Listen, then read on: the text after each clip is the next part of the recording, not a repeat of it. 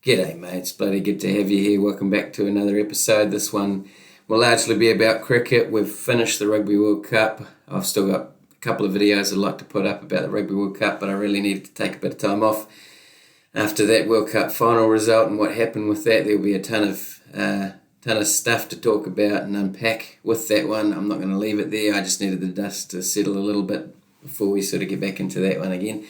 And I definitely want to rewatch the whole thing and go through it with a fine-tooth comb. Anyway, so on this channel, I'd like to predominantly talk about anything to do with any sport, specifically rugby union, cricket, and rugby league. This one's going to be about the Cricket World Cup because that's the big tournament going on at the moment, and it's been quite an exciting one, I'd suggest. I've definitely been enjoying it. Lots of upsets, some teams underperforming, some teams performing better than you'd expect. I think the new formats contributed to such a good tournament as well. This time around, every team's playing against each other. There's only one pool, if you will, and the top four go through. So I think that's contributed to a good tournament. Seen some close games. Some not so close games, but games you couldn't pick or otherwise. Teams like the Netherlands have caused a couple of upsets, and then of course Afghanistan have performed really well, which we'll talk about in a little bit. Now, the biggest question at the moment, though, really, in terms of what's to come, is can anyone beat India at home? I'd suggest that's going to be the deciding factor for this World Cup. So if we run through what India have been able to do so far, they haven't lost a game. They're undefeated. They initially beat Australia by 6 wickets with 8 overs remaining, so reasonably comfortable win. Beat Afghanistan by 8 wickets with 15 overs. Beat Pakistan by 7 wickets with 20 overs remaining. Beat Bangladesh by 7 wickets with 8 overs left. All batting second. Beat New Zealand by 4 wickets with only 2 overs to spare. I think that was probably the closest game out of the batch, to be fair. And then India beat England by 100 runs. That was the first game they batted first, so it didn't really matter batting first or second. Beat Sri Lanka by 302 runs, and in that game, 302 run win. So obviously India batted first there as well, but Sri Lanka only got 55, which is the lowest innings for the tournament. Mohammad Shami, the bowling for India, got 5 wickets for only 18 runs. And then India beat, in their most recent game, South Africa by 243 runs. South Africa were all out for 83. Obviously, other teams have scored more runs than those two games, 55 and 83. But it's been tough going, and the closest one was New Zealand. And just to put a little bit of context in and around that, in terms of India beating South Africa by 243 runs, well, South Africa have been, they finished, or they will finish second on the table. They have been one of the better teams in the competition. They initially beat Sri Lanka by 102 runs, beat Australia by 134. Bizarrely lost to the Netherlands, but let's move on from that. South Africa beat England by 229, beat Bangladesh by 149, scraped past Pakistan and beat New Zealand by 190 runs. So only losing one game, and then and that was against India. Losing 2 games, one against the Netherlands and one against India. But to lose in the fashion they did against India probably puts India's situation in context and what they've been able to do, and they'll be very hard to beat. In terms of the best performances, or some of the better performances in terms of players and or teams, we've got to talk about Afghanistan, and then more importantly, let's talk about the game that was last night. But hell of a game, probably the game of the tournament, and certainly an innings that it's very likely you'll see again or repeated. It's one of a handful of best innings of all time in terms of one-day internationals in particular anyway. So Afghanistan set a pretty competitive total of 291 against Australia. The I think they lost 5 wickets, so they batted through, and most men contributed on a pretty challenging wicket in terms of batting, and 291, it did appear was a very competitive total. And then Australia come out. So let's just paint a bit of a picture here.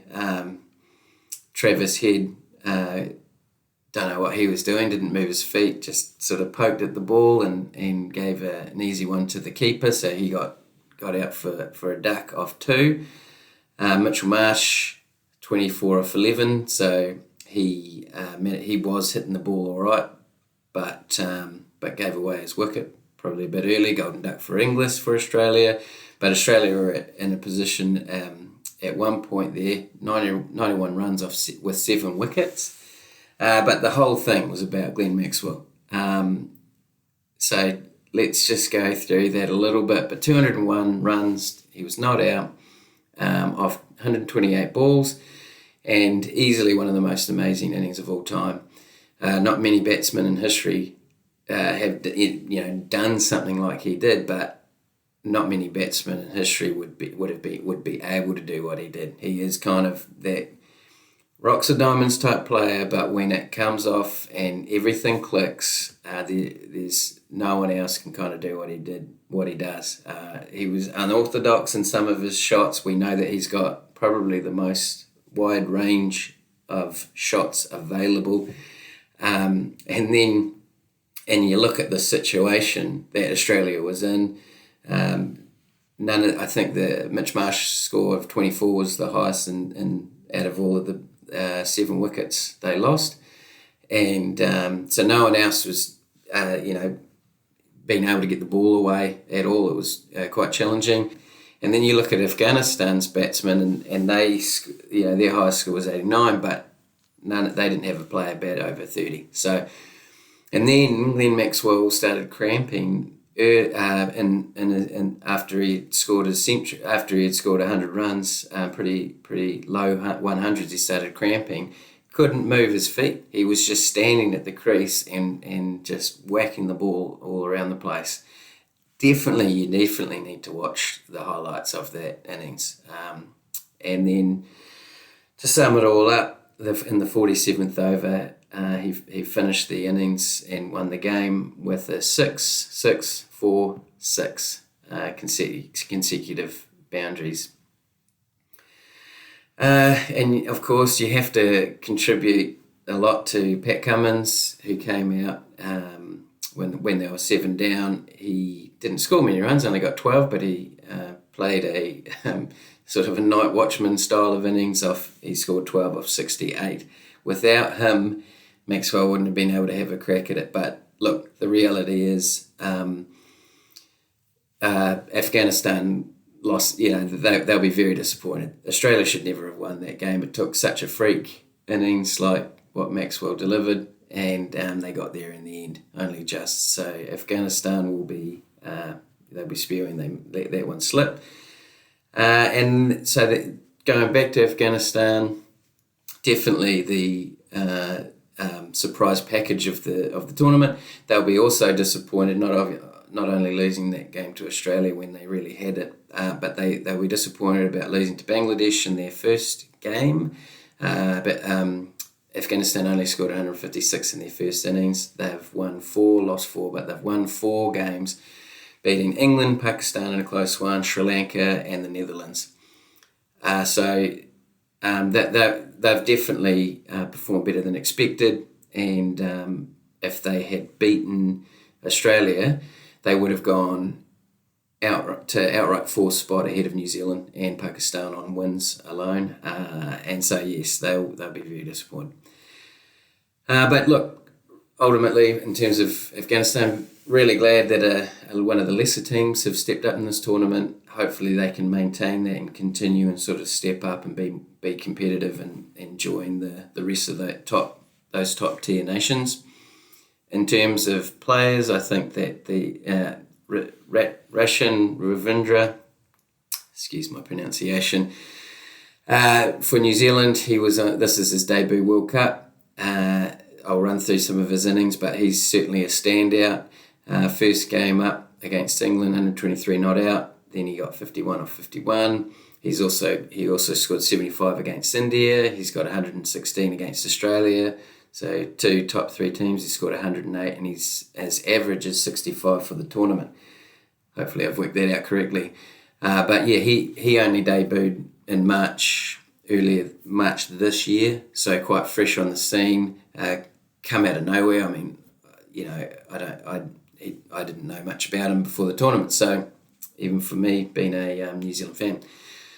In terms of most wickets, Dilshan Madhushankar with 21 for Sri Lanka, someone for New Zealand to watch in their pivotal game tomorrow. And then Adam Zampa with 20 for Australia. Most runs, Quinton de Kock with 550 for South Africa. But Kohli is close behind on 543, and Ravindra on 523. So pretty close there.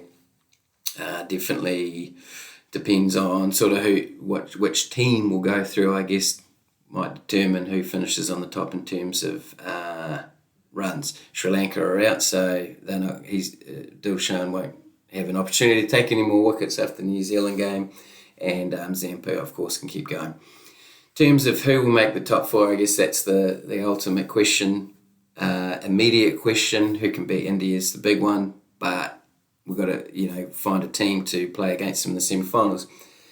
So it comes down to largely New Zealand versus Sri Lanka. So we'll have to sort of see really what happens there. If New Zealand lose, so the different scenarios. If New Zealand lose and Pakistan beat England, Pakistan go through on wins. If New Zealand lose and let's take a step back. If New Zealand lose and Pakistan beat England, Pakistan are basically in, depending on what Afghanistan are able to do. But let's just say that Pakistan win, New Zealand lose, Pakistan win, Pakistan goes through, because that's the most likely scenario in that case. And if New Zealand lose and Pakistan lose, New Zealand will likely go through because they have the better net run rate. But in that scenario, if Afghanistan beats South Africa, like I was just saying before, it's reasonably unlikely, then Afghanistan would go through on wins alone.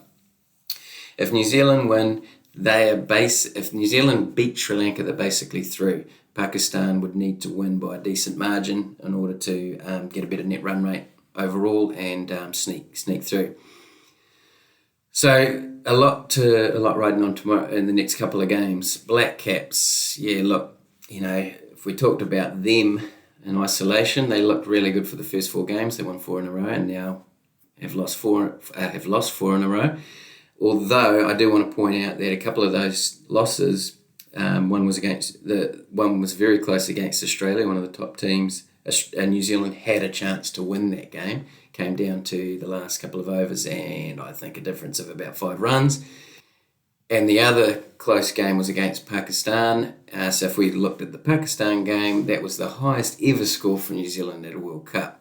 And I think their second highest of all time by a run or two. By less than a run or two. They were in the box seat to win that one if it wasn't for an unbelievable innings from Fakhar Zaman with 126 not out off 81 balls, and then Duckworth Lewis did the rest. It was a hard one to get your head around, but New Zealand could have bowled better. They'll definitely be looking back at that and thinking that was a missed opportunity, and then of course Pakistan took advantage of that. Then what we have tonight, which has already started at the time of filming this, but we've got a bottom of the table clash between England and the Netherlands. I mean, who would have thought that England would be playing for last place or trying to get out of last place? The defending champions, you would argue that this is the worst result from the defending world champion in Cricket World Cup history. And the only win that England have had was a win against Bangladesh, which they won comfortably. Anyway, moving on from that, but in terms of the semi-finals, we know that South Africa will be playing Australia. That's locked in. Now, basically, we're just waiting to see who's going to play India. Lots still to go. Been a heck of a tournament.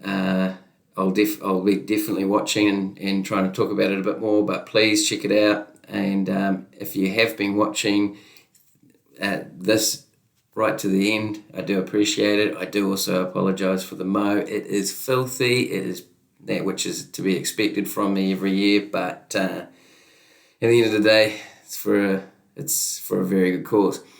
Anyway, thanks team.